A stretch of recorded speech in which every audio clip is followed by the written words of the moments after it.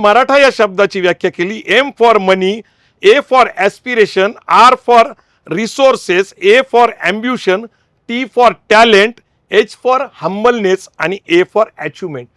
तर 63 देशामध्ये 2 कारणांनी गेलो. एक सामाजिक कारण होतं, छत्रपती शिवाजी महाराजांची शिवजयंती करावी म्हणून, आणि दुसरी कम्युनिटी बिल्डिंग. जसं माणूस म्हणून कसं जागावं त्याचं तत्वज्ञान सांगितलं जसं, तसंच या दोन्ही धर्मामध्ये व्यवसाय कसा करावा हे धर्मातनं सांगितलं गेलेलं आहे. तर मराठा समाजाचा असा कोणता गुणधर्म आहे की तो या उद्योजकतेला पूरक आहे, की त्या ठिकाणी तो एकदम त्या ठिकाणी तो यशस्वी होण्यासाठी त्याची पायाभरणी उत्तमरित्या करू शकतो, असा समाजाकडचा कोणता गुणधर्म आहे? नाही, आता बघा, मी मराठा समाजाची व्याख्या केली. मी मुद्दाम वाचून का दाखवतो, कारण ती चुकायला नको. खरं म्हणजे चुकत नाही, मला ती पाठच आहे. आता मराठा म्हटलं तर या शब्दाचा इंग्रजी शब्द आहे MARATHA. हा इंग्रजी शब्द आहे.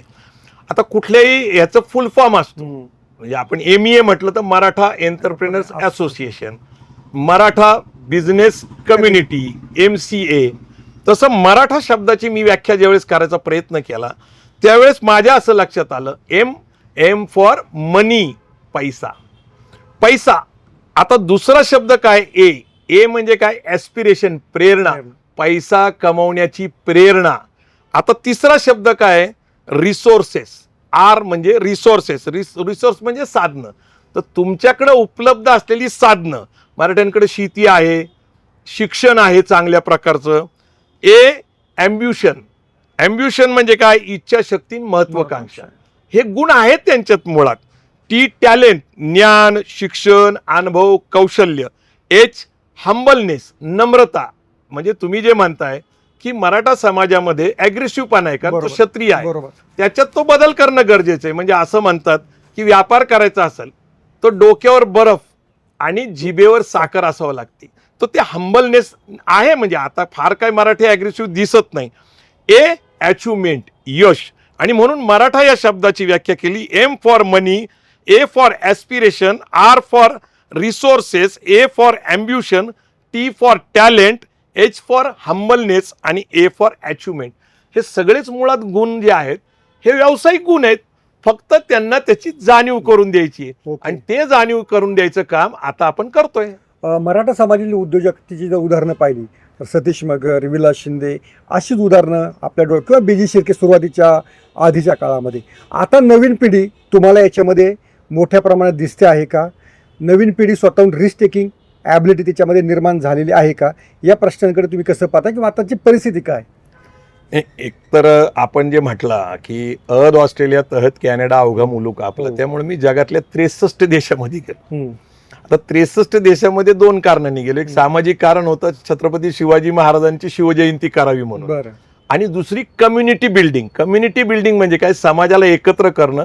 तिथं सोशल सिक्युरिटी तयार होती. म्हणजे तुम्ही जर एखाद्या परदेशात, वेगळ्या देशात गेला, शहरात गेला, तिथं 1000-500 लोक तुमचे एक कम्युनिटीचे म्हणजे जातीचे असतील, तर तुम्हाला सामाजिक स्वास्थ्य लाभतं, अडचणीच्या काळात लोक मदत होतात. तर आत्ता मी आपल्याशी बोलतोय तर जगभरामध्ये मराठा समाजाचे तरुण हे परदेशात नोकरी व्यवसायासाठी गेलेले आहेत.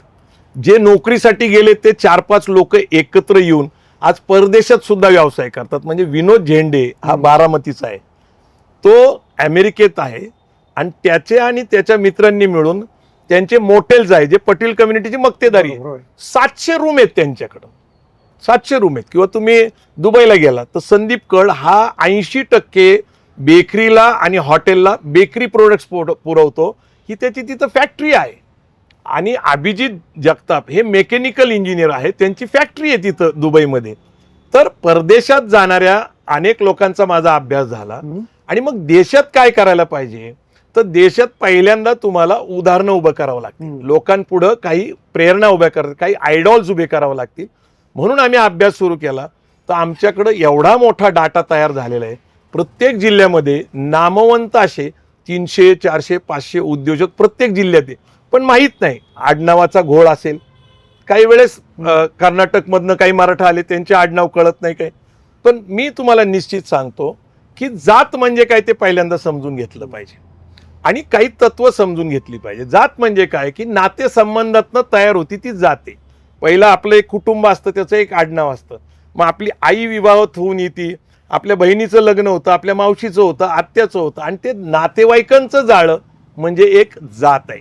आता तुम्ही जर अभ्यास केला कुणाचा, ज्यू कम्युनिटीचा किंवा जैन कम्युनिटीचा, ह्या दोन कम्युनिटीमध्ये धार्मिक तत्व आहेत, इथिक्स आहेत, तत्व आहेत.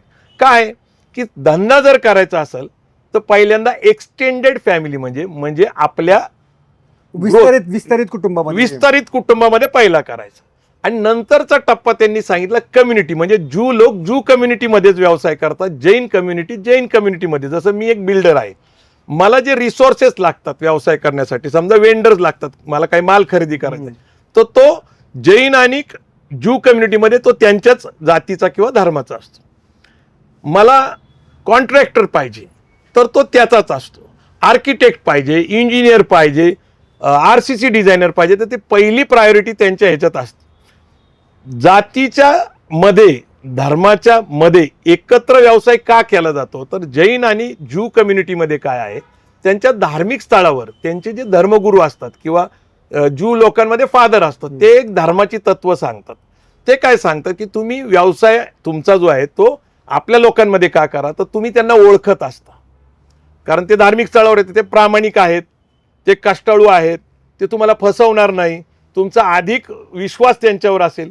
अनेक गुणधर्म समजून घेण्यासाठी जातीत असणं धर्माच्या तत्वाप्रमाणे महत्वाचं आहे. आणि धार्मिक स्थळावर जसं माणूस म्हणून कसं जागावं त्याचं तत्वज्ञान सांगितलं, जसं तसंच या दोन्ही धर्मामध्ये व्यवसाय कसा करावा हे धर्मातनं सांगितलं गेलेलं आहे. ओके.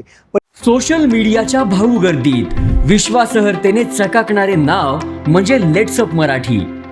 सगळ्यांना, सगळ्या नागरिकांना ती स्पीच, ती राईट लेट्सअप वरील मुलाखती म्हणजे विचारांचा खजिना. त्यानंतरच्या निवडणुकीमध्ये मला सोडून गेले. बातम्या केवळ वस्तुस्थिती सांगणाऱ्या, न प्रोपगंडा, फक्त जनतेचा अजेंडा. क्योंकि आने वाला कल जाने वाला है, जाने वाला कल आने वाला है. राजकारण, मनोरंजन असो की क्रीडा क्षेत्र, महाराष्ट्राची स्पंदने संवेदनशीलतेने टिपणारे माध्यम म्हणजे लेट्सअप मराठी. जगासोबत एक पाऊल पुढे राहण्यासाठी लेट्सअपचे ॲप, सोशल मीडिया आणि वेबसाईट सोबत कनेक्टेड रहा.